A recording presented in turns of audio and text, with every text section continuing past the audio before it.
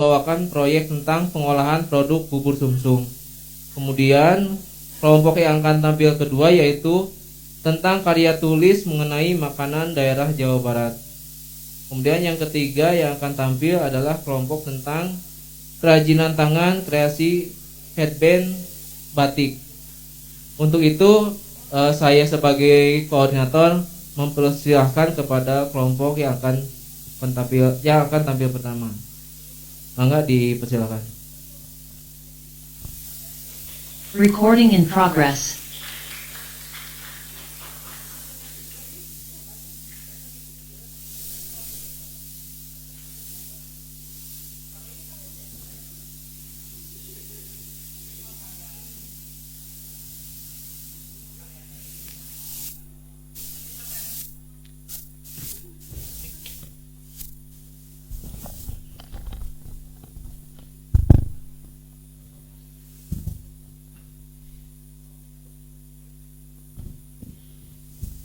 Bubur sumsum.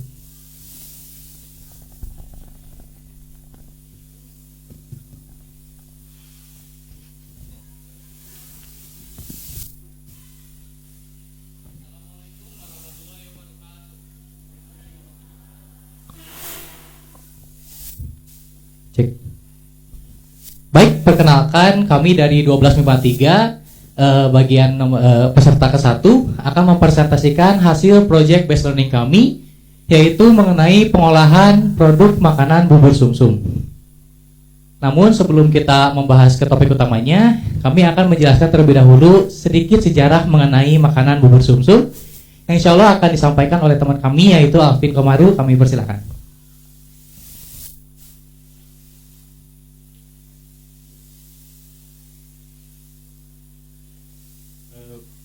Baik, sejarah terciptanya bubur sumsum. Ratusan tahun lalu Indonesia menjadi negara yang terjajah, menjadikan nenek moyang kita kesulitan mencari bahan makanan pokok nasi. Lalu lahan-lahan pun juga digunakan bukan untuk kepentingan rakyat. Dengan itu di tengah himpitan masyarakat itu mulai mencari cara untuk mengatasi dari kelaparan. Salah satunya liter beras dengan lebih banyak air dibandingkan berasnya. Dan inilah cikal bakal bubur pada masa itu, termasuk bubur sumsum yang berasal dari beras ketan, agar diperoleh makanan dalam versi yang lebih banyak. Bubur tentunya menjadi salah satu opsi yang terbaik. Baik, kita akan masuk ke topik pembahasan utama, yaitu ada 3 topik. Yang pertama, kami akan menjelaskan bagaimana perencanaan produksi, perencanaan usaha, dan perencanaan pemasaran dari produk bubur sumsum kami. Sebelum masuk ke perencanaan, saya akan jelaskan dulu latar belakang kenapa kami memilih pengolahan produk bubur sumsum untuk proyek kami. Karena seiring dengan berjalannya waktu, selera masyarakat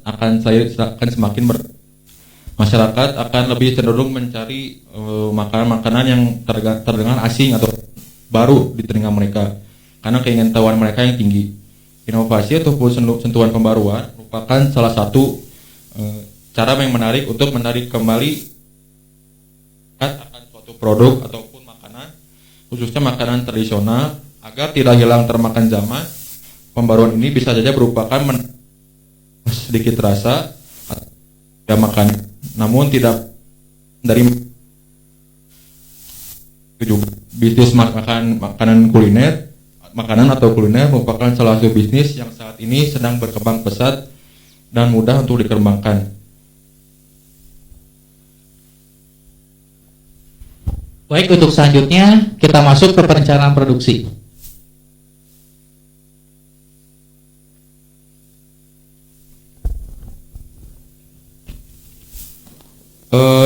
Perencanaan produksi di sini kami memakai bahan-bahan yang ada tepung beras, santan, garam, dan daun pandan, gula merah, air, vanili bubuk, kemasan produk, sama topping bubur sumsum. Untuk peralatannya kami memakai wadah, sendok, panci, kompor, spatula, pisau, saringan. Untuk langkah pembuatan bubur sumsum ada 2 langkah. Yang pertama membuat buburnya, kedua buatan saus gula merahnya. Untuk yang langkah pertama pembuatan bubur sumsum, masukkan dan campurkan tepung beras, garam, dan ke panci, masuk hingga larut, aduk hingga larut. 2. Tambahkan daun pandan dan simpul. Masak dengan sedang hingga matang dan mengental. 4. Angkat dan sisihkan. Yang kedua, langkah membuat saus gula merahnya, masukkan air, gula pasir, gula merah, sama daun pandan dan vanili bubuk ke dalam panci. Masukkan juga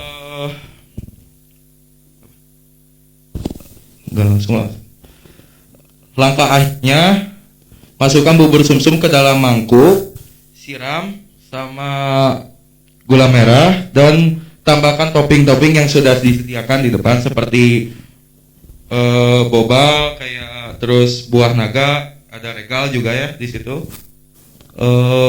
Lalu sajikan saja. Baik, untuk selanjutnya kita akan masuk ke tahapan yang kedua, yaitu mengenai perencanaan usaha.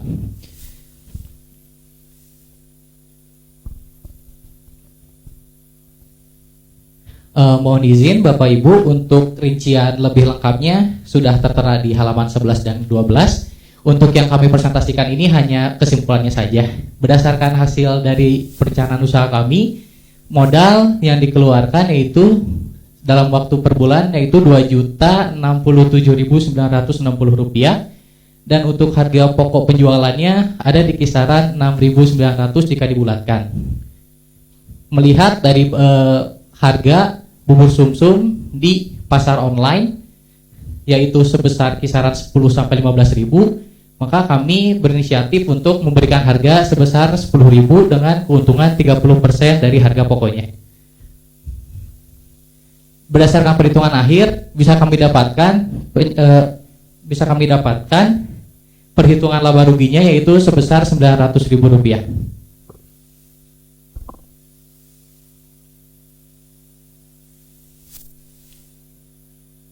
Yang selanjutnya ada perencanaan pemasaran yang berisi gambaran umum dan analisa usaha. Seperti yang Bapak Ibu lihat di depan, ada gambaran umum usaha kami, namun ini hanya gambaran. Ada nama produk, nama perusahaan, alamat perusahaan, dan juga kontak person kami. Kami juga menambahkan rencana pemasaran yang akan difokuskan secara online melalui media sosial Instagram dan bermitra dengan perusahaan layanan pesan antar online. Tidak lupa juga kami berikan diskon-diskon yang menarik guna menarik minat masyarakat. Dan juga target konsumen kami akan lebih difokuskan untuk secara konsumen kaula muda ataupun usia antara 12 sampai 18 tahun, namun tetap memperhatikan selera masyarakat, sehingga diharapkan produk bubur sumsum kami dapat menggait semua kalangan, baik kalangan anak-anak, remaja maupun lanjut usia.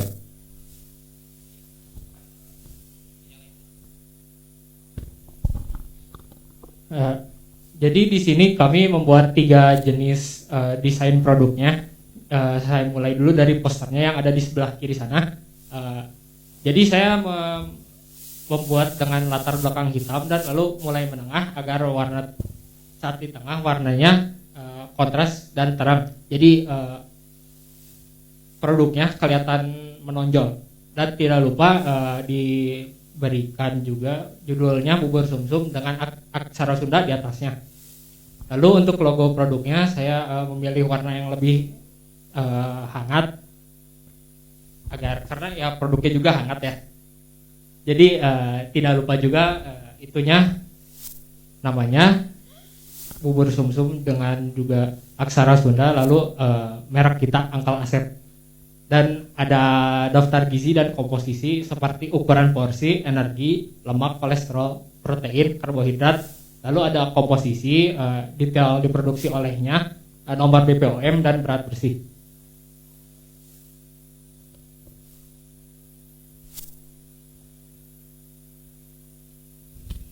Kami sadari bahwa pada masa ini, terutama pada masa COVID, justru di mana perekonomian turun, namun berbeda dengan bisnis kuliner. Orang jadi lebih malas masak, sehingga akhirnya bisnis kuliner melejit maju di masa pandemi ini. Namun, sayangnya, bisnis kuliner di Indonesia masih didominasi oleh makanan-makanan barat atau Timur Tengah. Masih sedikit makanan tradisional yang sudah berinovasi sehingga dapat menyesuaikan dengan selera masyarakat. Kami harap dengan pembuatan project based learning, pengolahan produk makanan bubur sumsum ini dapat menjadi suatu gebrakan baru di mana pada akhirnya makanan tradisional Indonesia dapat bersaing dengan makanan barat dan Timur Tengah, berinovasi, dapat bersaing dengan makanan barat dan timur, dan dapat berinovasi mengikuti selera masyarakat. Itulah kesimpulan yang kami dapat dari laporan yang telah kami kerjakan. Sebelum kami tutup, mungkin dari Bapak Ibu sekalian ada yang ingin ditanyakan?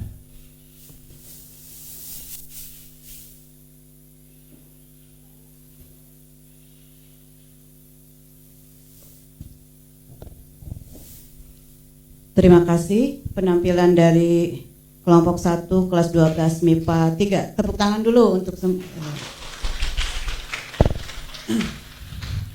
bubur sumsum. Minat kelompok ini mengembangkan atau membuat project based learning mengenai bubur sumsum. Atas dasar apa kelompok ini memilih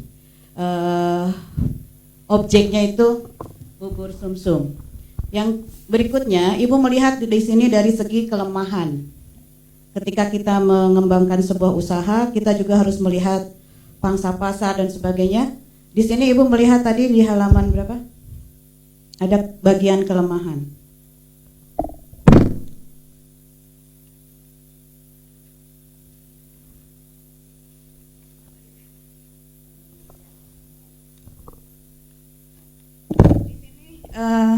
Bubur sumsum namanya Angkel Asep. Siapakah Angkel Asep itu?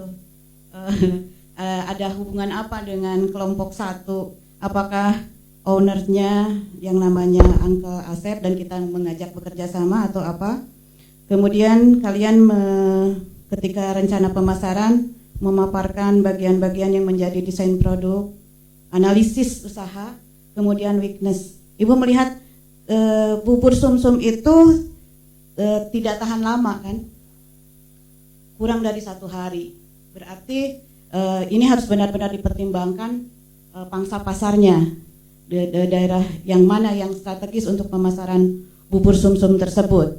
Kemudian di sini inovasi pengolahan bubur sumsum kurang berkembang sehingga membuat para konsumen memiliki minat yang rendah dalam olahan bubur sumsum. Yang terpikirkan oleh kalian untuk mengatasi weakness ini, kelemahan di dalam penjualan produk bubur sumsum ini apa?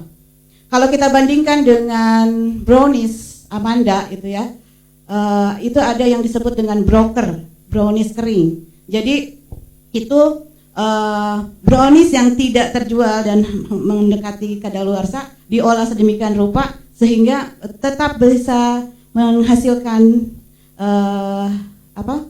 mendapatkan hasil yang baru dari produk yang diolah kembali. Begitu. Kalau apakah memungkinkan bubur sumsum tetap bertahan lebih lama dan sebagainya? Inovasi apa yang sekiranya bisa dikembangkan? Kemudian dari segi topping, bubur sumsum itu kan toppingnya gula merah dan santan. Apakah ada inovasi lain, misalnya toppingnya berubah menjadi apa dan sebagainya? Silakan dijawab. Terima kasih. Baik, izin menjawab Bu. Pertama-tama mengenai mengapa kami memilih bubur sumsum. Jujur untuk penelitian ini kami mendapatkan inspirasi dari sebuah perusahaan yang sudah cukup besar yaitu Mixu yang berasal dari China, di mana kami melihat bahwa sebenarnya ice cream mixu itu hanya vanilanya aja, yang berbeda itu toppingnya. Nah, kami pun melihat di bubur sumsum kayak gitu. Sebenarnya bubur sumsum itu cuma yang putihnya aja. Tapi kok gula merah itu apa? Kalau menurut kami itu hanya toppingnya aja. Nah, kami ingin berinovasi mengembangkan bubur sumsum ini gak sama gula merah doang. Buktinya sudah ada di depannya, Bu. Kami sudah mencoba dengan 3 varian. Yang pertama, bubur sumsumnya kami kombinasikan dengan buah-buahan, lalu dengan regal.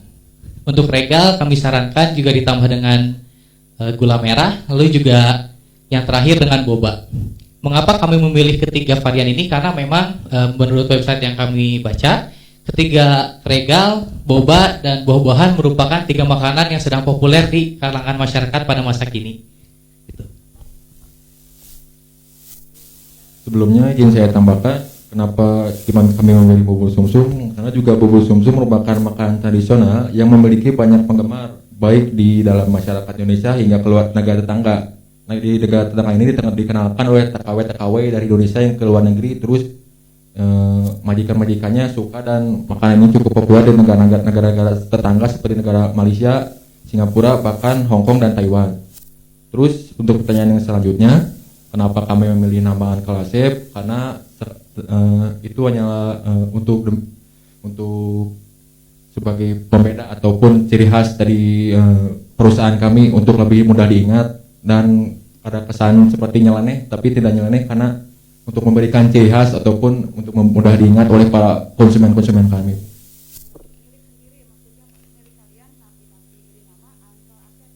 Iya, Bu. Bukan, Bu.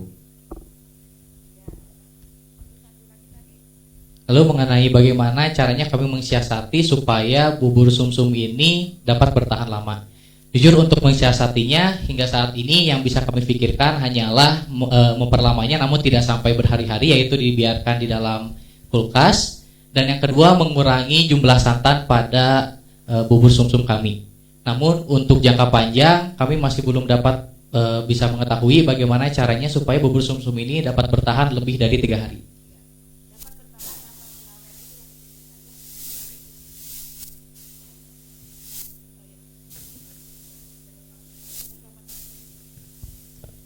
Bismillah. Terima kasih atas waktunya. Ngobrol aja ya, santai. Bubur sumsum itu termasuk makanan tradisional, makanan sehat ya, makanan sehat, makanan alami ya. Saya pribadi suka sebenarnya, sukanya. Tapi kalau melihat di lapangan, karena kami pribadi membeli itu pedagangnya itu kadang-kadang sampai malam itu, sampai jam 9. Saya pernah ngobrol, Pak ini kalau pulang jam berapa ini? Jam 8:30 sampai jam 9 malam. Artinya saya melihat bahwa masyarakat itu belum sebenarnya, meskipun ini adalah makanan alami, makanan sehat, tanpa pengawet, tanpa pewarna, tanpa pengawet. Yang terkenal itu kan pengawet, pewarna, perasa yang tidak baik, itu tidak baik untuk kesehatan itu ya. Nah, bubur sumsum itu alami ya. Tapi ternyata minat masyarakat itu kurang gitu. Kenapa? Karena sampai jam 9 itu kadang-kadang belum habis. Saya ngobrol langsung ini dengan produsennya, dengan pedagangnya gitu kan. Kira-kira kiat-kiat apa yang bisa Ananda? Ini kan salah satunya adalah kajian literasi ya. Anda sudah membuka sejarah dan sebagainya, itu bagus ya. Kira-kira kiat-kiat apa supaya masyarakat kembali lagi? Hai masyarakat gitu kan istilahnya. Bagaimana supaya masyarakat itu, oh iya benar, ini adalah produk tradisional, produk lokal yang harus didukung oleh saya sebagai anggota masyarakat supaya pedagang itu sukses gitu kan, makmur gitu kan. Karena sampai jam 9 masih ada itu, masih ada belum habis, dan kalau tidak habis ya terpaksa katanya karena jam ngantornya sampai jam 9 mungkin ada lebih gitu kan. Itu yang pertama ya, kiat-kiat apa. Yang kedua mengenai harga ini, apa pertimbangan harga 10.000? Karena di lapangan Bapak beli 5.000 itu, 5.000 juga ya, itu kenyataannya sedikit masyarakat yang beli gitu kan. Itu ya. Yang pertama apa kiat-kiat, dengan apa, dengan usaha apa supaya masyarakat kembali lagi kepada makanan tradisional. Yang kedua, apa pertimbangan 10.000? Karena di lapangan 5.000 juga masyarakat tidak berbondong-bondong. Terima kasih. Baik, permisi Pak, izin bertanya, izin menjawab untuk pertanyaan yang nomor 1 mengenai kiat-kiat yang akan kami lakukan. Makanan tradisional Indonesia itu memiliki potensi yang cukup besar. Namun kenapa sampai sekarang masih banyak pedagang-pedagang yang cuma sampai jam 9, udah ternyata belum juga habis karena tidak ada inovasinya, Pak. Bubur sumsum kami akan melakukan inovasi. Untuk buktinya bisa Anda lihat Pak di depan, kami sudah mencoba melakukan 3 inovasi, yaitu mengkombinasikan bubur sumsum dengan topping-topping yang memang sedang populer di masyarakat sekarang, Pak. Yang pertama ada regal, lalu ada buah-buahan dan juga boba, Pak. Lalu mengenai yang pertanyaan kedua, untuk harga 10.000, untuk fokus perdagangan kami akan bekerja sama dengan layanan pesan antar online, Pak. Dan sejak kami melakukan riset, yaitu saya sebutin perusahaannya Pak ya, yaitu perusahaan Grab dan Gojek, justru bubur sumsum ini dijual dari kisaran 10.000 sampai 15.000 Pak, sehingga akhirnya kami mematok harga terendah yaitu di kisaran 10.000.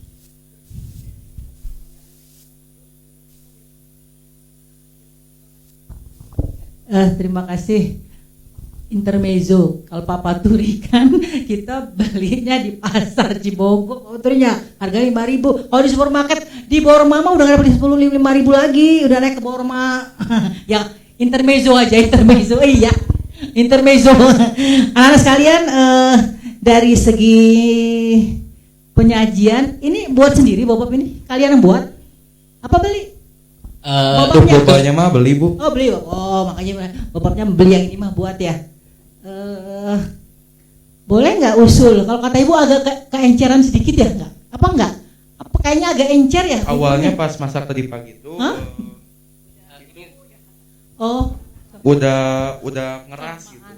Ini kayaknya kelamaan. Oh ya udah ya nggak apa-apa. Sudah kelamaan di luar ya, harus jadi tempat pendingin. Ketutupan dari panas langsung ditutup. Oh ya apa-apa.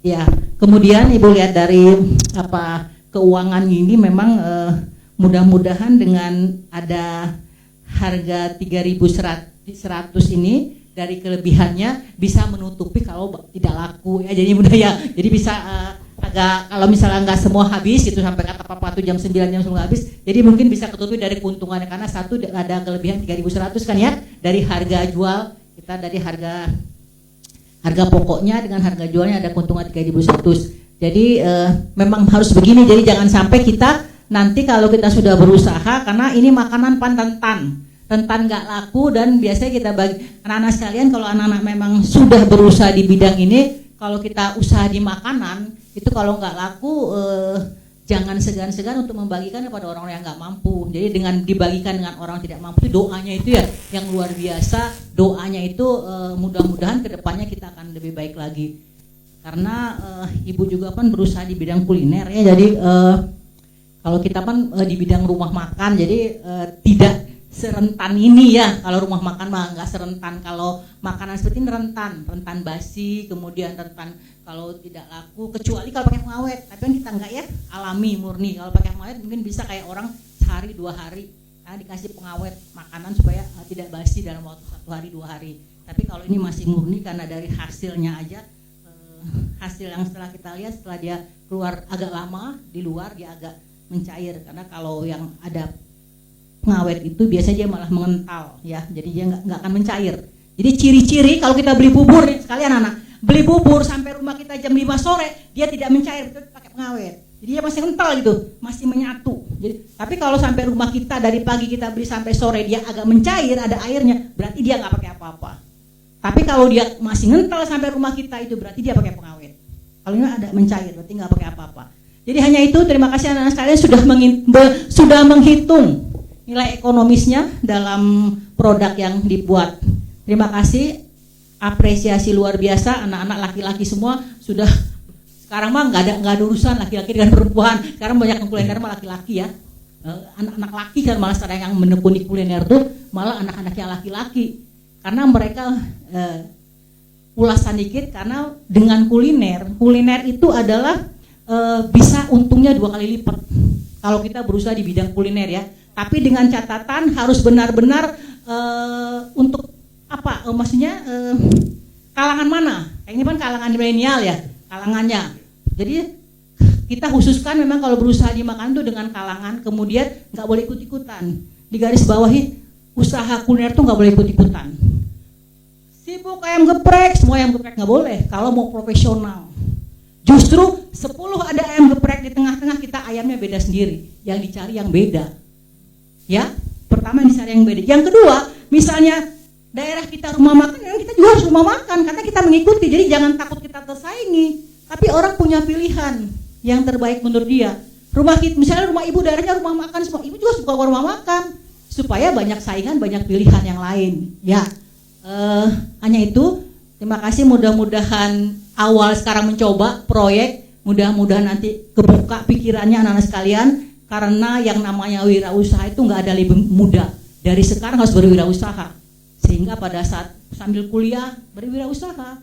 Sekarang kan bisa pakai online, gampang ya. Jadi jangan kata orang, saya mau berbisnis kalau sudah selesai kuliah. Ya terlambat. Selesai kuliah mah udah ngipas-ngipas sama uang orang yang bisnis mah. Ya, jadi dari sekarang berbisnis mah apapun juga ditekuni. Ya, hanya itu mungkin sekali lagi karena anak ibu di bidang kuliner berusaha dari sekarang kuliner. Kuliner itu luar biasa. Kalau udah orang sudah tahu. Anak-anak boleh tahu nanti share di YouTube, Instagram Gang Nikmat, Los Tropis sama Habitat, itu punya keluarga ibu. Gang Nikmat yang di Cihapit. Jadi bisa lihat, bisa membandingkan. Kuliner itu luar biasa. Tidak ada pandemi. Pandemi dia buat frozen. Orang dikirim. Semangat ya anak-anak saya. Terima kasih. Wassalamualaikum warahmatullahi wabarakatuh. Mungkin yang dari rumah Bapak Ibu guru yang dari Zoom. Ada nggak Pak? Bapak Ibu guru, Bu Norita. Ada nggak yang masuk di Zoom? Bu Rika, mau tanya Bu Rika. Ada? Nggak ada mana? Tidak ada yang menganggap anak. Penilaian PJBL itu meliputi 3 bagian. Yang pertama adalah laporan. Yang kedua adalah presentasi. Dan yang ketiga adalah proyek atau produk yang kita bikin. Mungkin yang pertama ini, kenapa ada PJBL? Ini bekal untuk kita yang akan melanjutkan ke perguruan tinggi. Jadi tolong kalian dalam membuat laporan ataupun program, baik itu dari sistematika pengetikan, aturan spasi dan lain sebagainya, harus diperhatikan. Jangan sampai ada tulisan bab 6 di paling bawah. Jadi ada yang bagian ngecek ya. Oke. Yang kedua presentasi. Kalian tidak meyakinkan memasarkannya. Kami sebagai pembeli tidak tertarik dengan daya jual kalian untuk menawarkan makanan bubur sumsum. Harus semangat dong. Ayo beli bubur sumsum, nanti yang beli bubur sumsum akan dikasih motor. Yakin dapat itu. Ya. Ya artinya di sini kalau ini tuh dilakukan oleh sendiri nggak membuat bubur sumsumnya? Membuatnya.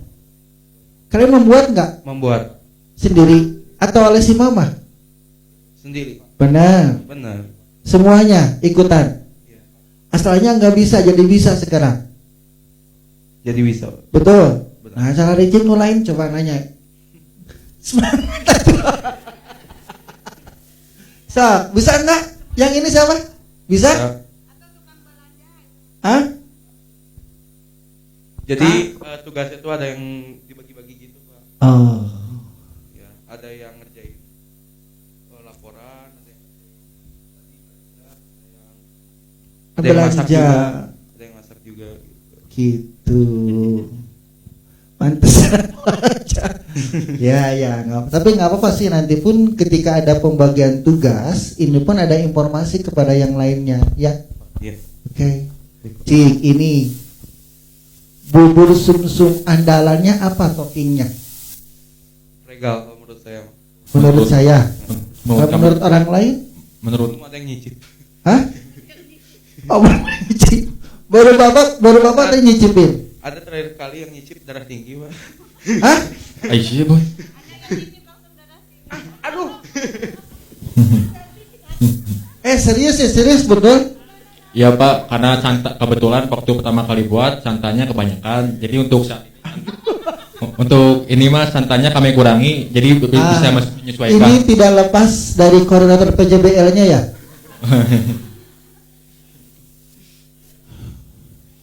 Jadi disesuaikan aja. Jadi ini teh belum dijual, belum dipasarkan Angkel Asep itu?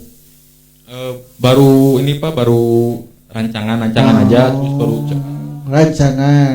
Terus segini, 10.000 itu segini? Iya Pak, terus benar. Oh. Nanti itu mah tadi mah cuma sampel Pak. Berarti betul yang kata Bapak Turul 5.000 betul. 5.000 tadi harganya enak loh, tapi bungkusnya plastik, Bapak Turul ya.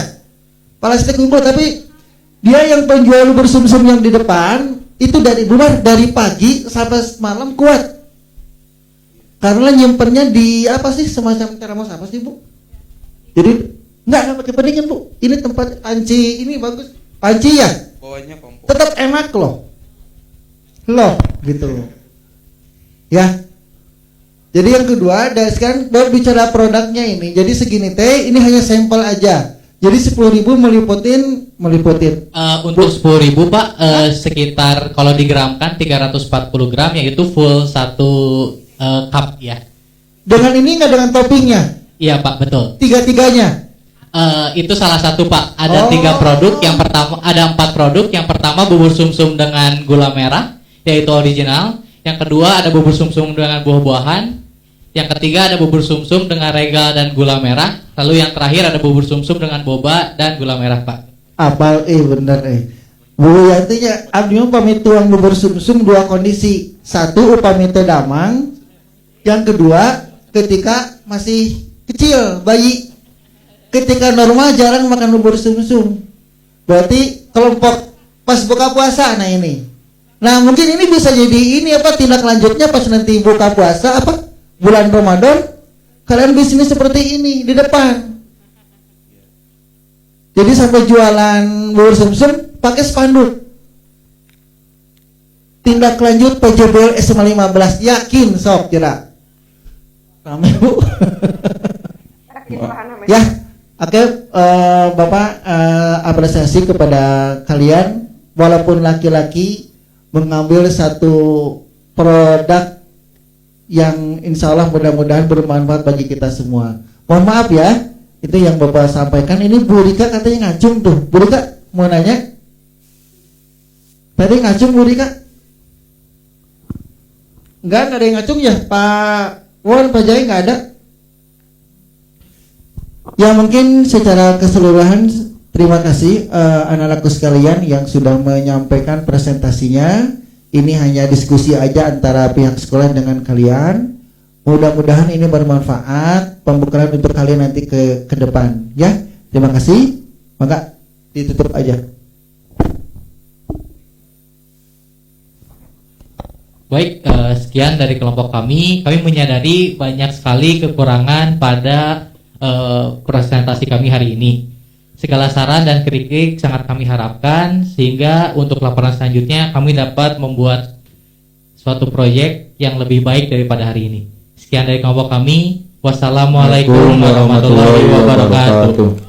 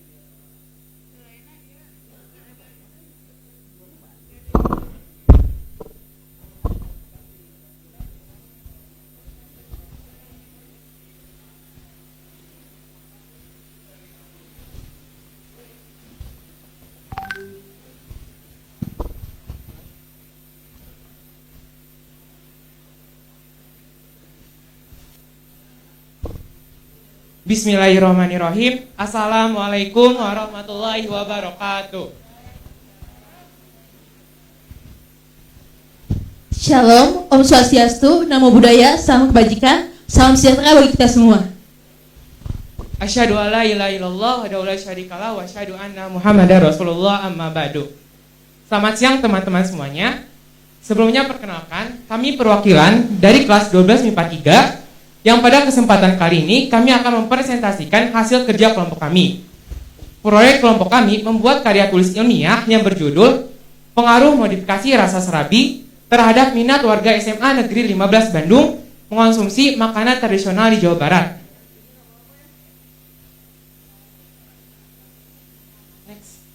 Next dulu. Next. Kelompok kami terdiri dari 5 anggota. Yang pertama, saya Muhammad Rizaldi. Saya Sri Rizkyani Gunawan. Saya Vanessa Salwa Zahra. Saya Meli Angrini. Dan saya Rosnaulia Oktavianti. Tanpa berlama-lama lagi, kita langsung saja ke pemaparan materinya. Baik, terima kasih atas kesempatannya. Di sini saya akan menjelaskan mengenai bagian pertama, yaitu pendahuluan. Pendahuluan akan saya awali dengan latar belakang. Latar belakang dibagi menjadi 3 bagian, yaitu serabi, modifikasi, dan juga penelitian secara umum.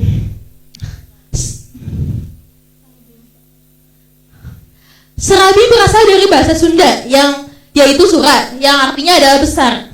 Serabi merupakan jajanan khas tradisional Jawa Barat yang sudah ada sejak tahun 1923.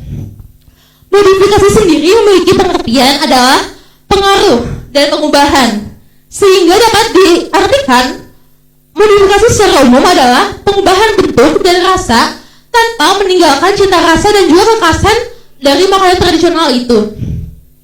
Yang ketiga adalah penelitian mengenai modifikasi pada makanan tradisional. Penelitian mengenai makanan tradisional sudah pernah diteliti pada makanan yaitu kue lupis, di mana hal yang diamati adalah pada jangka waktu penyimpanan dan juga pada modifikasi rasa serta peningkatan daya simpan. Karena belum ada penelitian sebelumnya mengenai surabi, hal itulah yang mendasari kami ingin melakukan penelitian mengenai surabi. Next, Pak. Bagian kedua adalah rumusan masalah. Kami membagi penelitian ini ke dalam 3 rumusan masalah. Yang pertama adalah, apakah warga SMA Negeri 15 Bandung pernah atau tidak mengonsumsi serabi sebagai salah satu makanan khas tradisional Jawa Barat? Yang kedua adalah, bagaimana minat warga SMA Negeri 15 Bandung dalam mengonsumsi serabi? Di sini kami ingin menekankan apakah kebanyakan dan mayoritas warga SMA Negeri 15 Bandung yang telah mengisi survei yang telah kami lakukan, mereka minat dalam mengonsumsi surabi atau tidak. Dan poin ketiga atau poin terakhir adalah, bagaimana pengaruh modifikasi rasa terhadap minat mengonsumsi surabi. Pada poin ketiga ini kami ingin menekankan apakah konsumen menyukai surabi yang sudah dimodifikasi rasanya atau belum dimodifikasi rasanya. Terima kasih. Untuk bagian yang ketiga, yaitu tujuan dan manfaat penelitian. Tujuan dari penelitian ini yang pertama, untuk memberikan gambaran pernah atau tidaknya warga SMA Negeri 15 Bandung mengonsumsi serabi sebagai salah satu makanan tradisional di Jawa Barat. Tujuan yang kedua, untuk mengetahui minat warga SMA Negeri 15 Bandung dalam mengonsumsi serabi. Dan tujuan yang ketiga, memberikan informasi terkait ada atau tidaknya pengaruh modifikasi serabi terhadap minat mengonsumsi. Salah satu manfaat dari penelitian ini sebagai bahan informasi bagi pengusaha khususnya di bidang kuliner untuk membangkitkan minat konsumen.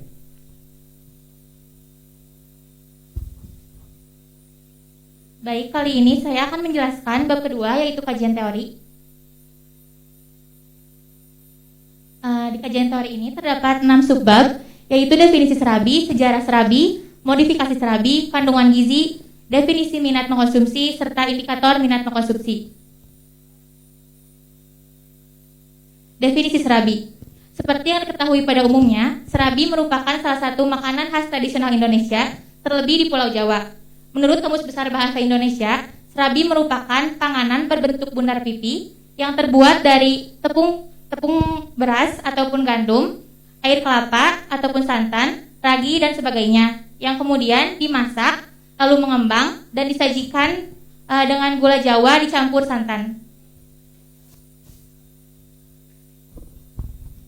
Selanjutnya di sini ada mengenai sejarah serabi. Serabi sendiri berasal dari bahasa Sunda, yaitu kata sura yang berarti besar. Pada umumnya, adonan serabi ini terbuat dari tepung beras, mentega, dan telur sebagai bahan utamanya. Kemudian adonan tersebut dicetak ke dalam cetakan yang terbuat dari tanah liat, kemudian dibakar menggunakan tungku atau kayu bakar. Serabi ini sudah ngetren sejak zaman 1920. Nah, biasanya serabi tradisional disajikan dengan gula Jawa dan santan. Next. Selanjutnya ada modifikasi serabi. Sebelumnya di sini saya akan menjelaskan terlebih dahulu modifikasi pangan khas daerah. Modifikasi pangan khas daerah adalah cara untuk mengubah rasa atau bentuk dari yang kurang menarik menjadi lebih menarik tanpa merubah bentuk dan rasa aslinya. Seperti yang tertera pada gambar, di sini sudah banyak sekali modifikasi serabi. Ada serabi dengan topping Oreo dan ice cream dan keju untuk toppingan manis, dan ada serabi telur untuk toppingan asin. Next. Selanjutnya ada kandungan gizi. Selain rasanya enak, ternyata serabi ini mengandung banyak sekali kandungan dan manfaat di dalamnya. Serabi ini memiliki 245 kilokalori, protein 6 gram, zat besi 2,6 mg, fosfor 20 mg, lemak 5 gram, kalsium 22 mg, dan karbohidrat 43,9. Hasil tersebut didapat dari melakukan penelitian terhadap 100 gram kue serabi dengan jumlah yang dapat dimakan sebanyak 100%.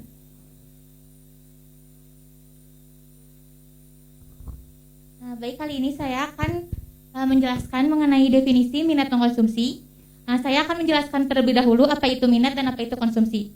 Minat merupakan kecenderungan suka terhadap sesuatu yang tinggi, sedangkan konsumsi yaitu kegiatan untuk mengurangi daya guna suatu barang atau jasa. Maka dapat disimpulkan minat konsumsi yaitu dorongan atau keinginan seseorang untuk menggunakan dengan mengurangi daya guna suatu benda atau jasa yang memiliki nilai atau tujuan untuk memenuhi kebutuhan hidup. Di sini ada indikator minat mengkonsumsi. Yang pertama yaitu harga di lapangan. Di sini kami telah membandingkan beberapa harga di lapangan dari satu penjual ke penjual lainnya. Kisaran serabi yang banyak terbeli yaitu di harga 2.000 sampai 3.000 untuk serabi tradisional. Sedangkan untuk serabi modern 2 kali lipat dari harga tersebut. Selanjutnya, lokasi penjualan serabi. Di sini konsumen akan meningkat ketika lokasi lebih strategis. Yang ketiga, rasa serabi. Saat ini banyak sekali modifikasi pada serabi. Maka dari itu minat konsumen akan semakin bertambah. Namun, serabi tradisional tetap dipertahankan. Yang keempat, kemasan serabi. Seperti yang diketahui, pembeli pada awalnya pasti akan melihat kemasan serabi. Maka dari itu, kemasan serabi yang lebih menarik akan meningkatkan jumlah konsumen. Yang kelima, suasana tempat. Di sini kami melihat banyak sekali penjual serabi yang memberikan suasana tempat yang higienis, nyaman dan bersih. Itu juga meningkatkan minat konsumsi. Dan terakhir, indikator yang paling penting yaitu promosi. Yang kami lihat di sini promosi akan semakin bertambah ketika kami mempromosikannya di media sosial. Terima kasih. Baik, selanjutnya yaitu pemaparan mengenai metode penelitian.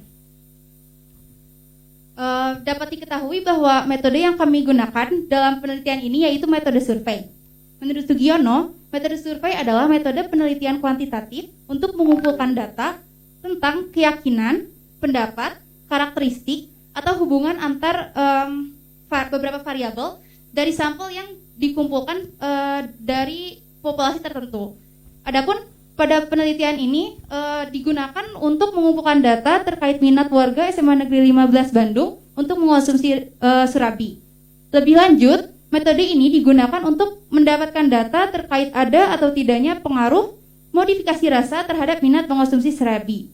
Kemudian, partisipan pada penelitian ini yaitu warga SMA Negeri 15 Bandung yang terdiri dari siswa kelas 10, siswa kelas 11, siswa kelas 12, serta tenaga pendidik dan kependidikan. Baik, untuk pemaparan materi berikutnya mengenai temuan dan pembahasan. Penelitian telah dilakukan pada hari Senin tanggal 14 Maret tahun 2022. Survei telah dilakukan dengan memberikan angket kepada 80 siswa dan 14 tenaga pendidik atau pendidikan. Siswa yang terlibat dalam pengisian survei ini, next Pak. Siswa yang terlibat dalam pengisian survei ini terdiri dari masing-masing 31 siswa kelas 10, 20 siswa kelas 11, dan 29 orang siswa kelas 12 di SMA Negeri 15 Bandung. Responden mengisi angket melalui link Google Form yang sudah kami berikan. Baik, pada diagram 2.1, berdasarkan hasil angket diperoleh data bahwa sebanyak 93 responden menjawab ya pada pertanyaan apakah kamu tahu serabi sebagai salah satu makanan tradisional. Dari diagram lingkaran tersebut dapat disimpulkan bahwa banyak orang sudah mengetahui bahwa serabi merupakan salah satu makanan tradisional khas Jawa Barat. Serabi saat ini merupakan makanan tradisional yang cukup terkenal dan dapat dijumpai di banyak tempat. Selain itu, cara pembuatan serabi yang unik menjadi daya tarik tersendiri, yaitu dengan menggunakan tungku dan kayu bakar. Kemudian untuk diagram 2.2, berdasarkan hasil angket diperoleh data bahwa sebanyak 93 orang menjawab ya pada pertanyaan apakah kamu pernah mengonsumsi serabi. Berdasarkan hasil diagram lingkaran tersebut dapat disimpulkan bahwa banyak orang sudah pernah mengonsumsi serabi. Hal ini karena serabi memiliki bentuk yang unik dan harga yang cukup terjangkau. Next Pak. Baik, kemudian untuk diagram 3.1 berdasarkan hasil angket pula dapat diperoleh data sebanyak 86 responden menjawab suka pada pertanyaan apakah kamu menyukai serabi. Dari diagram lingkaran tersebut dapat disimpulkan bahwa cukup banyak orang yang menyukai serabi. Hal ini mungkin terjadi karena serabi memiliki cita rasa yang unik dan khas. Kemudian serabi pula memiliki tekstur yang lembut dan dapat dikonsumsi kapanpun, baik itu pagi hari, siang hari maupun malam hari. Selain itu, serabi juga memiliki sifat yang cukup mengenyangkan sehingga dapat dijadikan sebagai menu untuk sarapan.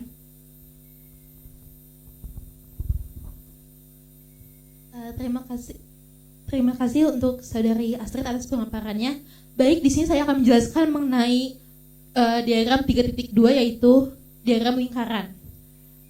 Dari poin 3.2 ini yang berdasarkan angket diperoleh bahwa terdapat 79 responden yang menjawab kadang-kadang pada pertanyaan seberapa sering kamu mengonsumsi serabi.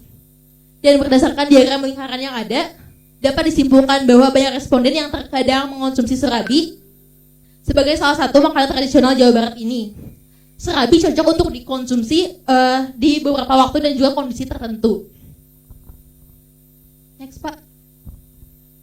Pada diagram 4.1 berdasarkan angket diperoleh 44 responden yang menjawab pada skala 4. Pada pertanyaan berapa skala minat untuk mengkonsumsi serabi tradisional, atau jika dirata-ratakan konsumen kebanyakan memberikan skala minat pada angka 3,9. Berdasarkan diagram batang tersebut dapat disimpulkan bahwa banyak orang yang suka akan serabi tradisional, terutama pada varian kinca dan juga oncom. Hal tersebut dapat didasarkan karena serabi tradisional yang memiliki rasa yang otentik. Pada grafik 4.2 yaitu skala minat konsumsi serabi yang sudah dimodifikasi rasanya, berdasarkan angket diperoleh 42 responden yang memilih pada skala 4, atau jika dirata-ratakan terdapat responden yang memberikan skala pada angka 3,9. Yang berdasarkan pada diagram batang tersebut dapat disimpulkan bahwa banyak responden yang menyukai serabi yang telah dimodifikasi. Hal ini terjadi karena serabi yang telah dimodifikasi memiliki rasa yang beragam sehingga tidak membuat para konsumen bosan. Terima kasih. Untuk pemaparan materi yang terakhir yaitu mengenai kesimpulan. Rata-rata skor dari skala minat mengonsumsi serabi yang sudah dimodifikasi lebih tinggi dibandingkan dengan rasa serabi yang tradisional. maka dapat disimpulkan bahwa terdapat pengaruh modifikasi rasa terhadap mengonsumsi serabi. Meskipun selisihnya cuma 0,1, selisih sedikit tersebut disebabkan karena baik rasa serabi tradisional maupun serabi yang sudah dimodifikasi, rasanya tetap enak untuk dikonsumsi.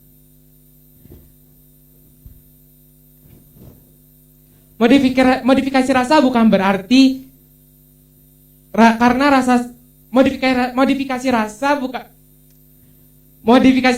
berarti rasa serabi tradisional yang buruk, melainkan untuk memperkaya hasanah cita rasa serabi. Sesuai dengan beberapa pendapat responden, diperlukan adanya modifikasi rasa untuk menambah varian rasa agar tidak merasa bosan untuk mengonsumsi makanan tersebut. Adapun rasa serabi tradisional yang lebih diminati yaitu serabi kinca. Sedangkan untuk serabi yang sudah dimodifikasi yaitu serabi coklat. Hal ini ditunjukkan dengan persentase kedua rasa tersebut yaitu 64,3% dan 55,3%. Berdasarkan persentase tersebut dapat disimpulkan bahwa responden lebih menyukai serabi dengan rasa yang manis.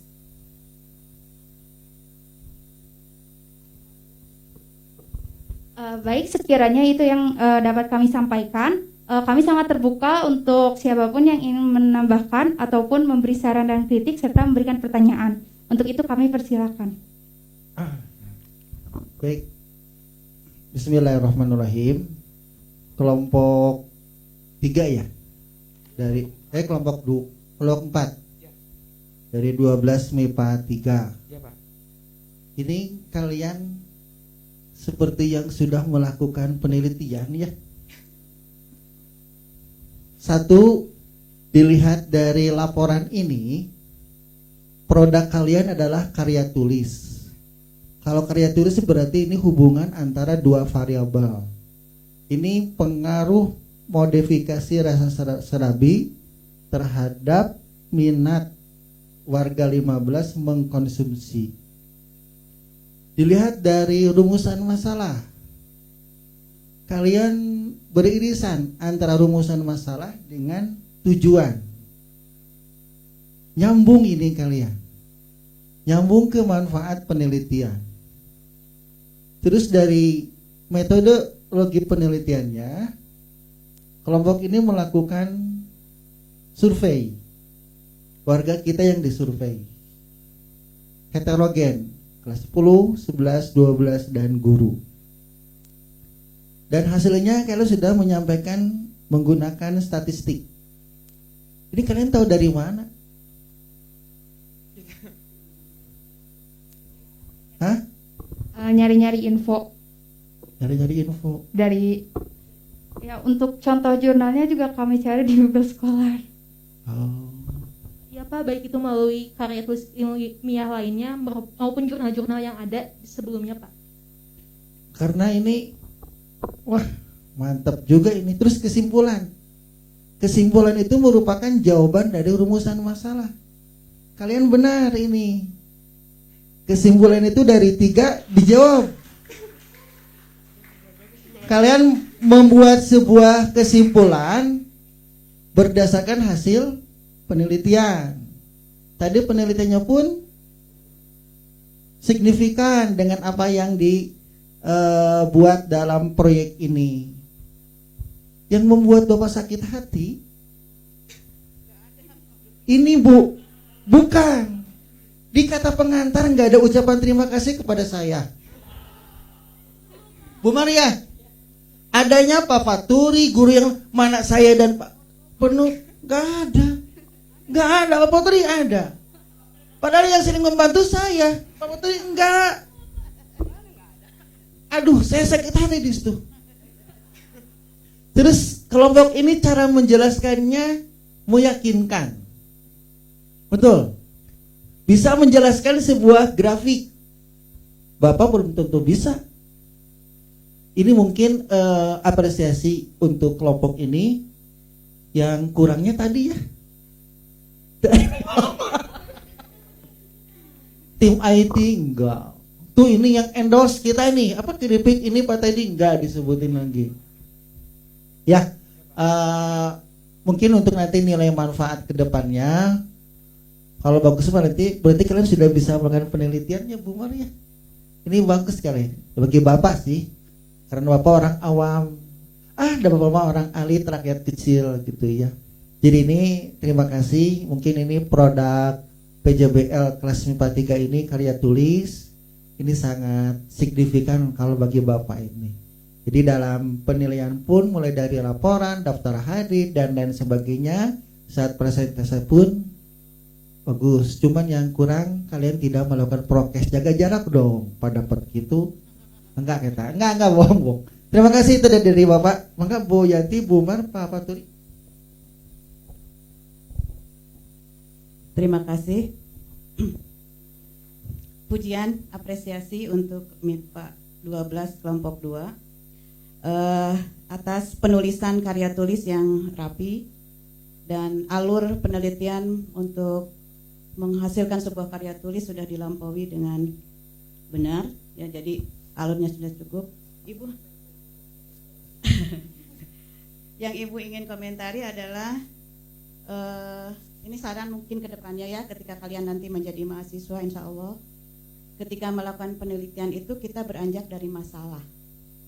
Jadi masalah apa yang ada antara yang terlihat senjang antara teori dan kenyataan, itu masalah. Jadi berangkatlah dari masalah. Ketika sekarang kita mengambil serabi, ada apa dengan serabi sehingga harus diteliti? Ya, tetapi kalau lihat di alurnya sudah bagus. Tetapi kita melihat nilai manfaat dari penelitian kita ini sudah capek-capek kita lakukan. Apa tindak lanjutnya dari penelitian kita ini? Kalau sudah diketahui minat warga SMA 15 itu sukanya makan serabi yang original atau itu, lantas apa? Nah itu tindak lanjutnya. Berarti ke depan berhati-hatilah memilih topik atau hal yang akan kita teliti supaya tidak keluar energi banyak tapi kita tidak mendapatkan apa-apa dari hasil yang kita teliti itu.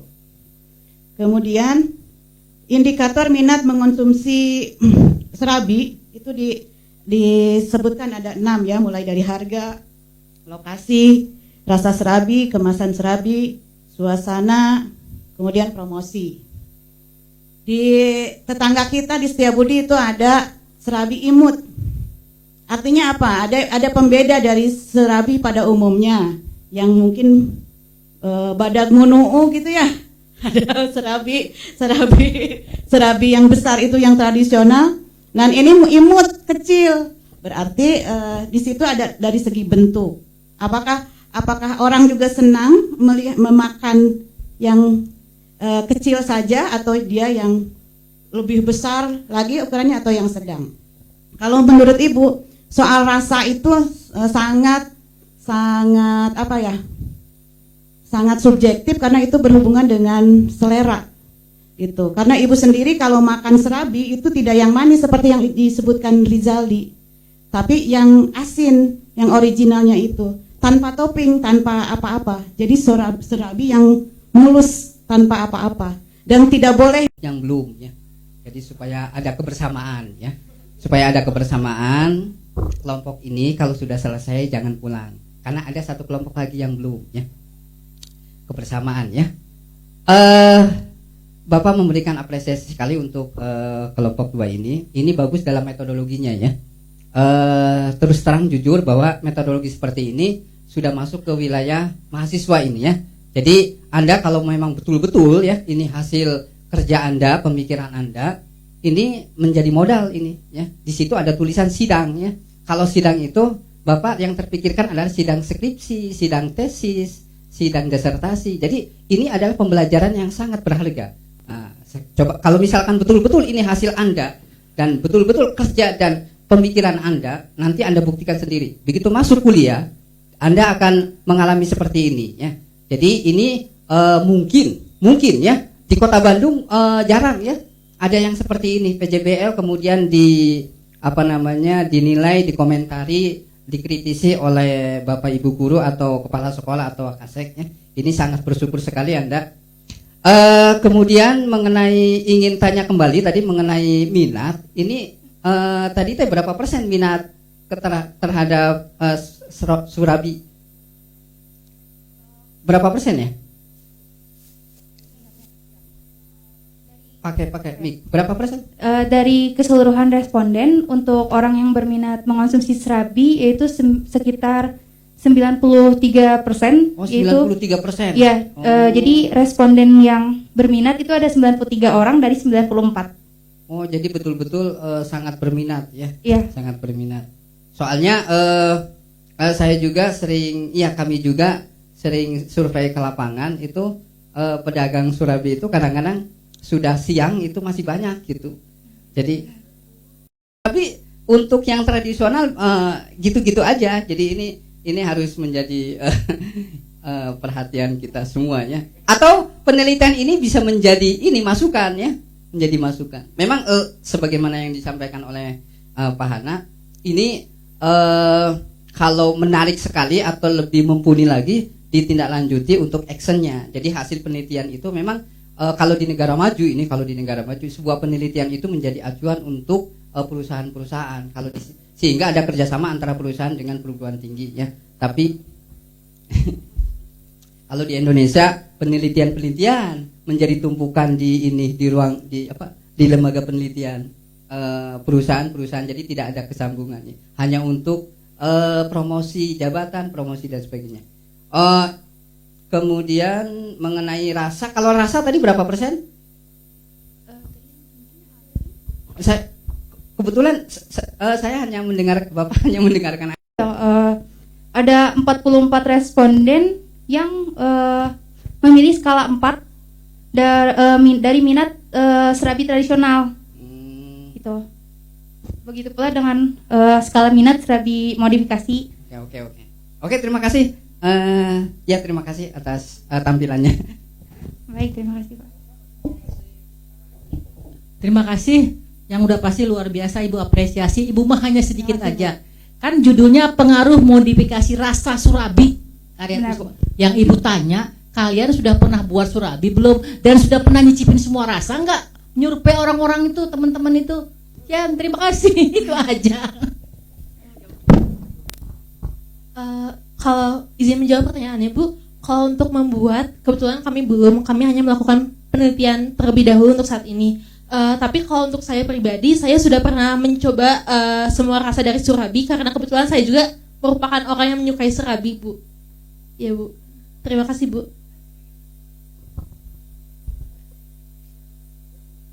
Ada nggak dari rumah? Nggak ada. Berapa peserta sih Pak? 700 berapa pesertanya? 5 orang. Ya cukup Pak. Lain kali kesini bawa surabi ya. Ya silakan ditutup aja ya. Dah cukup. Cukup sekian yang dapat kami sampaikan. Terima kasih atas pertanyaan, saran dan masukannya. Mohon maaf bila terdapat kesalahan dan kekurangan dari kelompok kami. Wassalamualaikum warahmatullahi wabarakatuh.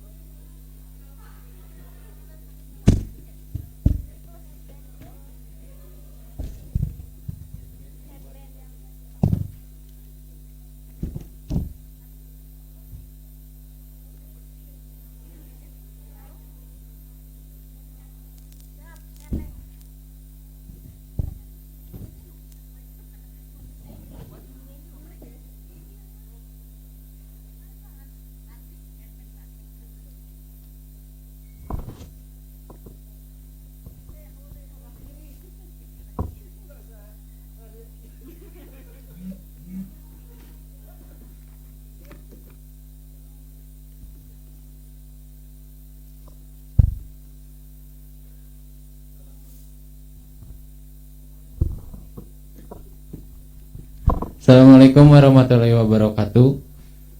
Terima kasih kepada Ibu dan Bapak Guru yang terhormat, juga kawan-kawan yang telah hadir dan memberikan kesempatan kami untuk melakukan presentasi ini. Kami dari kelas 1253 kelompok 7 akan mempresentasikan hasil proyek kami ini. Perkenalkan, nama saya Bisma Faujan Mahesa. Nama saya Delia Septiani. Nama saya Sri Tembani Rukmana. Nama saya Wahyulan Pratiwi. Nama saya Navan Zafarel. Mari kita mulai presentasi kami. Yang pertama ada tujuan proyek, siswa dapat membentuk produk dengan memanfaatkan barang yang tidak terpakai menjadi barang baru yang bermanfaat dengan menambahkan nilai unsur seni batik, yaitu batik dari Jawa Barat, dengan tujuan agar siswa tidak melupakan keanekaragaman budaya daerah. Yang selanjutnya ada kerajinan tangan. Kerajinan tangan yaitu suatu kegiatan untuk menciptakan produk atau barang yang dilakukan oleh tangan yang memiliki fungsi pakai atau keindahan serta memiliki nilai jual.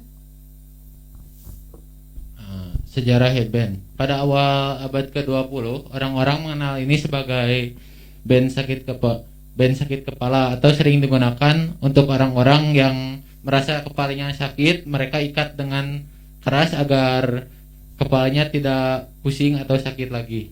Dan seiring berjalannya waktu, headband dialihfungsikan menjadi aksesoris atau alat yang bisa digunakan untuk menghalau keringat dan juga rambut. Dan headband ini terbuat dari kain dan diikat dengan manual. Dan yang kami buat adalah ikat kepala tradisional yang dimodifikasi. Ini adalah salah satu contohnya yang belum dimodifikasi, dan yang sebelah sana headband yang sudah dimodifikasi. Selanjutnya ada batik. Sejarah batik Indonesia terkait dengan masa perkembangan kerajaan Majapahit dan masa penyebaran agama Islam di Pulau Jawa. Keberadaan batik pertama kali atau tertua berada di Ponorogo yang masih bernama Wengker. Kesenian batik secara khusus meluas pada akhir abad ke-18 atau awal abad ke-19 Masehi. Kemudian dikutip dari Loka Data, menurut Bandung V Institute dan Sobat Budaya yang melakukan pendataan selama 9 tahun terakhir, motif batik di Indonesia terdokumentasi ada sekitar 5.849 batik yang terdata. Jenis-jenis batik di Indonesia sangat beragam jenisnya. Setiap daerah mempunyai motif batik sendiri yang khas sesuai dengan daerahnya masing-masing. Kemudian pada tanggal 2 Oktober tahun 2009, batik Indonesia memperoleh pengakuan dari UNESCO sebagai warisan budaya. Oleh karena itu, setiap tanggal 2 Oktober selalu diperingati Hari Batik Nasional. Untuk selanjutnya, batik yang kami buat ada 3, diantaranya adalah batik Simbut Banten. Motif Simbut berasal dari suku Baduy pedalaman yang kental dengan peradaban lama. Namun seiring dengan berjalannya waktu, suku ini menerima modernitas mengembangkan batik ini di daerah pesisir Banten. Nah, untuk yang selanjutnya ada batik Megamendung dari Cirebon. Salah satu batik yang populer di Jawa Barat gitu ya. Sejarah munculnya motif ini itu berawal dari datangnya bangsa Tiongkok ke daerah Cirebon gitu. Nah, contoh kasusnya ada di Sunan Gunung Jati yang menyebarkan agama Islam di wilayah Cirebon pada abad ke-16, menikahi Ratu Ongtin dari Tiongkok. Dan batik yang terakhir yang kami terapkan di proyek kami ini adalah batik Sulu Anggrek Ciamis. Batik ini dikenal dari daerah Ciamis sebelum perang di Ponorogo pada abad ke-19. Motif ini sangat khas dari Ciamis, dan motif ini terinspirasi dari indahnya alam yang menunjukkan kesederhanaannya. Untuk yang selanjutnya ada teknik yang digunakan. Kita pakai 2 teknik. Yang pertama itu teknik melukis, sama yang keduanya teknik celup. Next, Pak. Untuk alat dan bahannya, alatnya ada kuas, gunting, dan palet. Kalau bahannya ada kain bekas, cat akrilik, sama pewarna pakaian. Yang selanjutnya ada rencana anggaran biaya yang kita keluarin. Yang pertama itu ada kuas beras, satu kijisnya itu 33.000 rupiah. Terus yang kedua ada cat akrilik yang harga satu kijisnya itu 15.300 rupiah. Karena kita butuh 4 warna jadi dikali 4 jumlahnya 61.200 rupiah. Terus untuk kainnya itu kita ngejahitnya pakai jasa jahit. Terus jadi satu kainnya itu 10.000 rupiah dikalikan 3 jadi 30.000 rupiah. Jadi untuk total keseluruhannya ada 124.200 rupiah. Lalu selanjutnya ada di keterkaitan proyek dengan antar mapel. Untuk yang pertama ada di bahasa Sunda. Di sini jelas gitu ya, kami menggunakan batik yang berasal dari Jawa Barat, contohnya dari Ciamis, dari Banten dan juga dari Cirebon. Lalu di pelajaran prakarya dan kewirausahaan. Nah, di sini kami belajar untuk memanfaatkan barang bekas yang ada. Jadi kami memanfaatkan kain bekas yang kita punya gitu. Lalu di seni budaya kami menggunakan teknik membatik, melukis dan juga berkarya seni gitu yang kita pelajari di seni budaya. Lalu di ekonomi kami belajar menghitung RAB atau rencana anggaran biaya. Lalu di sejarah tadi juga kami sudah menjelaskan sejarah dari batik dan headband itu sendiri. Lalu di PPKN kita menerapkan nilai-nilai profil pelajaran Pancasila, contohnya dalam bermusyawarah dan juga bekerja sama gitu dalam kelompok. Lalu di penjelasan ini kami melihat dari segi fungsionalnya ya. Fungsi pertamanya itu dijadikan aksesoris. Lalu untuk mencegah rambut berjatuhan gitu ya. Sama untuk menyangka keringat yang jatuh gitu, takut kena mata. Gitu. Dan ini adalah hasil dari proyek kami. Yang sebelah kirinya ada batik Megamendung dari Cirebon dan sebelah sana ada batik Simbut dari Banten dan yang paling bawah ini ada batik Sulur Anggrek khas Ciamis. Jadi kesimpulan dari proyek kami adalah berdasarkan proyek yang kami buat, produk ini mempunyai nilai kreativitas yang tinggi dan di mana motif yang digunakan adalah motif batik khas Jawa Barat sebagai salah satu bentuk melestarikan keanekaragaman budaya Indonesia. Dan ada sedikit video cuplikan kami dalam pembuatan proyek ini.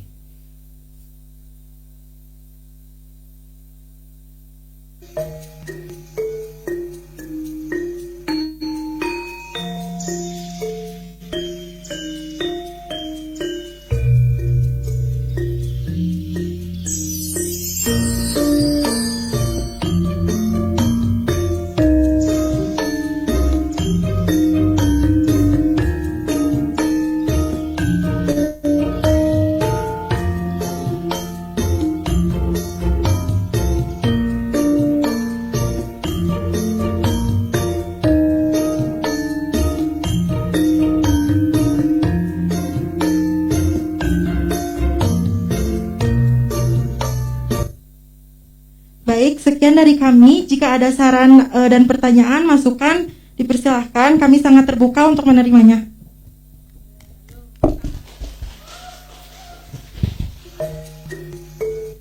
Terima kasih anak-anak sekalian, luar biasa kreasinya. Yang Ibu tanyakan, kenapa kok pengen buat ini gitu, berkreasi ini. Kemudian yang kedua, siapa yang hobi ngebatik? Maksudnya siapa yang hobi melukis? Kan ini mesti dilukis dasar dulu nih bahan-bahannya ini. Kemudian kalau misalnya kira-kira begini, kalau dijual berapa ya satu ginian ini? Kira-kira bisa dijual kan ya, banyak dijual ya. Oke, cuman itu aja mungkin pertanyaan dari Ibu. Terima kasih yang sudah pasti luar biasa. Terima kasih. Izin menjawab Bu. Jadi untuk pertanyaan pertama tadi, mengapa kita memilih headband batik ini? Karena yang pertama kami ingin melestarikan batik Jawa Barat yang mungkin di kalangan anak muda sekarang sudah banyak anak-anak muda yang malu untuk melestarikan budayanya. Nah, jadi kita ingin melestarikan budaya ini tuh supaya batik kembali naik kembali di kalangan anak muda. Dan mengapa kami memilih headband sebagai alat untuk menaikkan batik ini dikarenakan kami ingin menerapkan bahwa headband ini juga bisa digunakan saat para pemain atlet ataupun olahragawan menggunakannya di cabang-cabang yang besar seperti di ada liga turnamen ataupun selainnya, agar batik-batik di daerah Jawa Barat juga bisa naik dengan adanya atlet-atlet yang menggunakan ini. Dan untuk pertanyaan kedua yang mengenai siapa yang melukis ini, kami bersama-sama mengerjakannya semua, tapi ada beberapa orang yang melukis. Mungkin itu termasuk saya dan juga Seruni, dan yang membuat sketsa ada Navanja dan Nelia, dan Wulan membantu juga mewarnai. Jadi kami semua bekerja sama untuk melakukan proyek ini. Dah. Oh ya, untuk tadi maaf lupa Bu, untuk harganya. Nah, kan tadi udah ada RAB-nya Bu. RAB-nya itu dengan hasil 3 karya kami ada 124.000. Jadi kami akan menjual satu produknya itu seharga 50.000, dikarenakan bahan-bahannya pun bukan bahan-bahan yang mudah didapatkan seperti cat akrilik dan lain-lainnya. Nah, jadi mungkin itu harga yang bakal kami berikan jika kami menjualnya.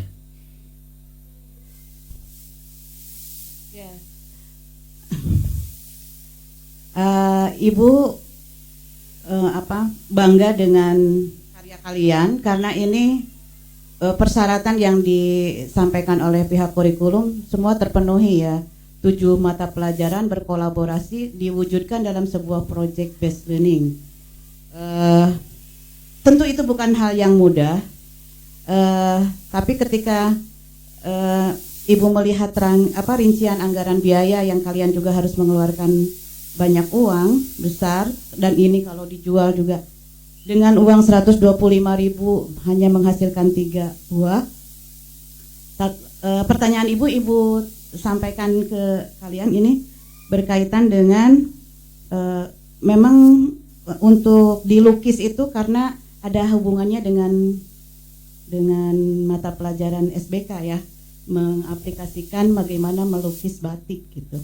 Tapi kalau dikaitkan dengan pemanfaatan barang bekas, mungkin untuk tidak ke harga yang terlalu tinggi, kita bisa memanfaatkan kain batik sisa. Kalau tujuannya adalah ingin menaikkan batik sebagai dan disukai oleh anak muda gitu, dengan dimanfaatkan di ini. Kemudian di masyarakat kita, setiap daerah itu punya fakemnya dalam membuat aturan-aturannya di dalam membuat ikat kepala. Jadi kalau modelnya seperti ini itu atas berdasarkan wilayah mana gitu. Kan kalau Sunda punya aturannya di dalam ikat kepala itu, Bali, Jawa dan sebagainya. Nah, yang ini mungkin nasional ya, kalian bisa dijadikan sebagai penggagas itu, pionir kalian, hak paten ikat kepala itu. Jadi di sini Ibu lihat yang besar harganya itu, biaya yang keluar itu untuk jasa jahit gitu, 30.000. Kalau bisa menjahit sendiri kan jasa itu bisa biaya untuk itu bisa dikurangi. Berarti bagaimana caranya supaya nanti hasilnya tidak terlalu mahal gitu. Bisa kalian mendapatkan income tetapi seimbang antara modal yang dikeluarkan dengan hasil yang didapatkan. Terima kasih.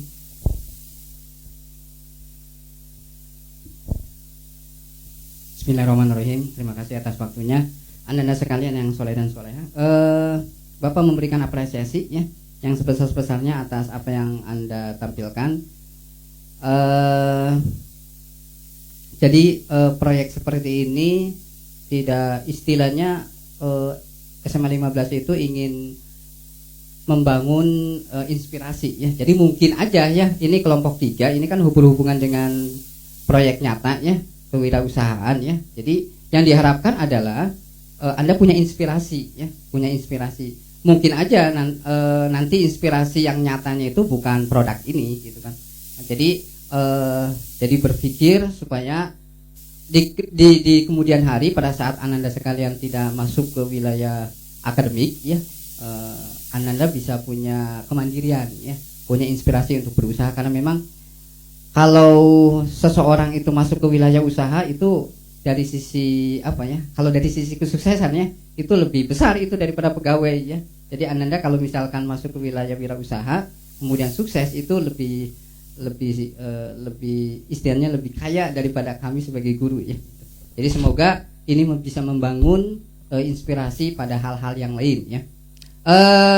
Mungkin sedikit Bapak bertanya, ini sekarang itu kan sudah teknologinya printing ya. Printing ya, jadi artinya batik juga sekarang sudah dicetak gitu kan. Kira-kira apa komentar Anda atau ada pemikiran apa yang bisa menjadi backing Anda bahwa melukis itu ini kan kalau dilawan dibandingkan dengan printing bisa lebih bagus printing, lebih murah gitu kan. Itu harga 50.000 ya. Kalau yang di printing itu bisa lebih.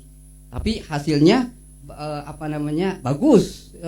Print sekarang mah serba print ya gitu kan. Kira-kira argumentasi apa, kan Anda ada kajian literasinya, ada ini gitu kan. Argumentasi apa yang bisa meyakinkan bahwa meskipun kami melukis ya, energinya banyak loh kalau melukis ya. Printing mah mesin yang berjalan gitu kan. Dan produksinya banyak. Anda melukis lama, capek lagi gitu kan. Nah, kalau print tinggal modal kira-kira argumentasi apa yang bisa meyakinkan bahwa meskipun kami masih menggunakan melukis gitu kan, produk kami bisa bersaing dengan yang print gitu kan.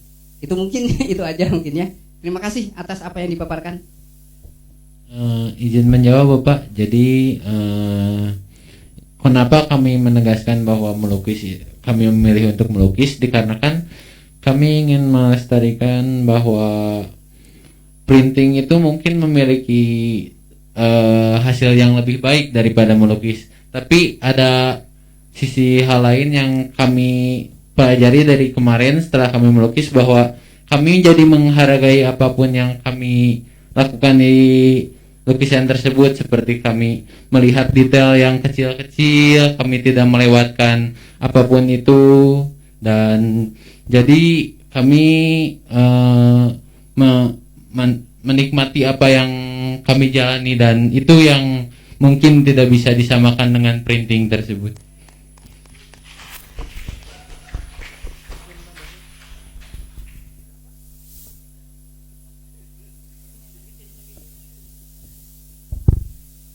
Ya, Bapak saking tertariknya ngantuk juga. Terima kasih kelompok ini, kelompok lahir yang sudah menyampaikan proyeknya ya. Mungkin tadi ada kalimat yang perlu dikoreksi tadi, yang keterkaitan antara proyek yang kelompok ini dibikin dengan pelajaran Penjaskes. Ini bisa dipakai untuk apa ternyata? Menyeka keringat ternyata?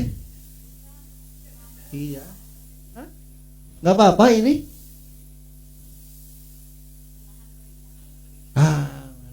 Bukan menyeka mungkin ya. Jadi headband ini juga Pak sering dilihat saya pakai. Saya sering melihat ini dipakai di negara Jepang di sana. Mereka sering menggunakan ini untuk menghalangi rambutnya yang panjang dan agar keringat tidak bercucuran ke mata juga Pak. Jadi rambutnya yang panjang itu bisa menahan di sini gitu. Coba kamu dibuka dulu maskernya. Siapa namanya? Bisma Pak. Oke, ya udah kita aja pengen tahu.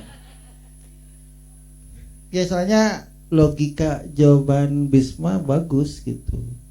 Ketika diberikan pertanyaan oleh Pak Paturi, jawabannya logik, bisa dipahami. Barusan juga bagus juga ya. Kelompok ini alhamdulillah sudah bagus. Cuma dalam bentuk laporan lebih disempurnakan lagi ya. Terutama kata pengantar. Itu aja, kita tutup aja ya.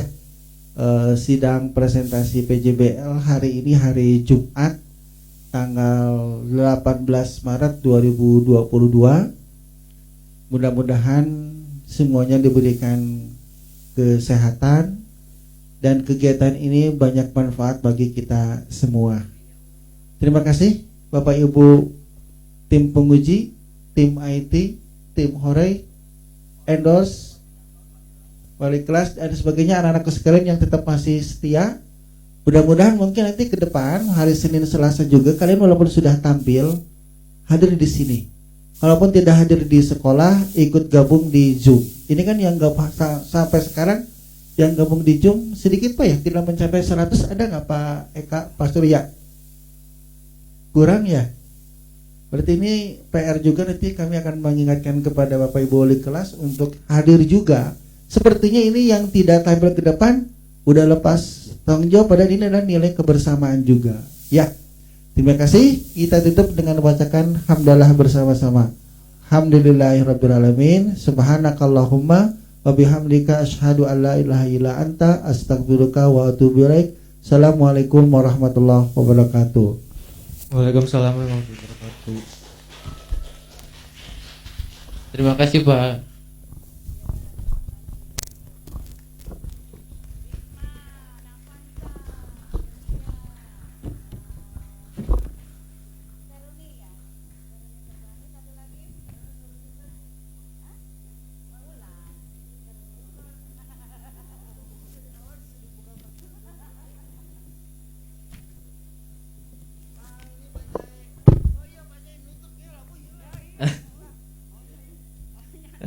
Alhamdulillah kepada seluruh siswa 12 MIPA 3. Karena MIPA 3 ini dari kelas 10-nya emang pada rajin Pak, sebagai nilai plus dari saya. Kemudian pada saat kemarin saya sakit juga, kelas MIPA 3 dilakukan bimbingan online. Alhamdulillah mereka bereaksi dengan menghadiri jadwal yang saya infokan di grup kelas. Saya jadwalkan 10 menit secara bergiliran, mereka hadir Pak, menunggu dengan setia. Jadi alhamdulillah untuk MIPA 3, semoga kedepannya sukses dan selalu bermanfaat bagi nusa dan bangsa. Bapak ucapkan terima kasih. Assalamualaikum warahmatullahi wabarakatuh.